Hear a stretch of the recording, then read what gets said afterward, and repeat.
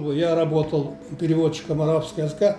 Валимджан Танрыков – авиатор, профессиональный военный переводчик, который проработал во многих государствах. В годы своей активной деятельности он обучал ряд главнокомандующих из стран Ближнего Востока и Африки. За свою многолетнюю карьеру он был свидетелем военных конфликтов и процесса создания профессиональной армии дружественных Советскому Союзу стран. Как отмечает он сам, этому поспособствовала отечественная хорошая школа авиации, которая готовила высококлассных специалистов.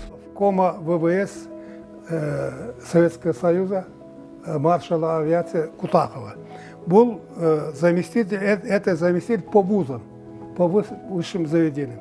Профессиональный военный Валимджан родился в Джалабадской области. После окончания школы стал преподавателем иностранных языков. Во время службы в армии его призвали на высшие курсы по подготовке военных переводчиков. Отбор среди курсантов был очень строгим. Танрыков оказался единственным кыргызом из 100 курсантов. Его происхождение и национальность позднее сыграли не последнюю роль в его карьере. Меня хотели отправить в Индонезию. И потом генерал-полковник спросил, говорит, откуда вы? Я говорю, из Кыргызстана. Он говорит, кыргыз? Я говорю, кыргыз. Значит, вы мусульмане? Я говорю, мусульмане. Но я коммунист. И он говорит, его надо отправлять в Сирию. Он принесет большую пользу, находясь в Сирийской Арабской Республике. И я поехал в Сирийской Арабской Республике.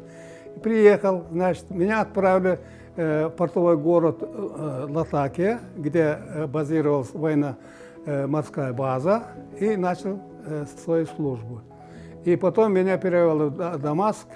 Значит, в течение года я сначала работал переводчиком английского языка, значит, в течение года я освоил арабский язык и стал работать переводчиком арабского языка.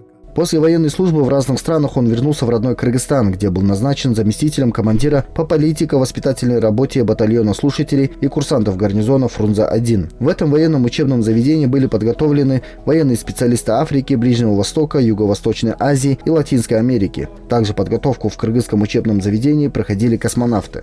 Первой группе офицеров, которые прибыли в 1956 году, находился будущий президент Сирийской Арабской Республики лейтенант Хафиз Асад.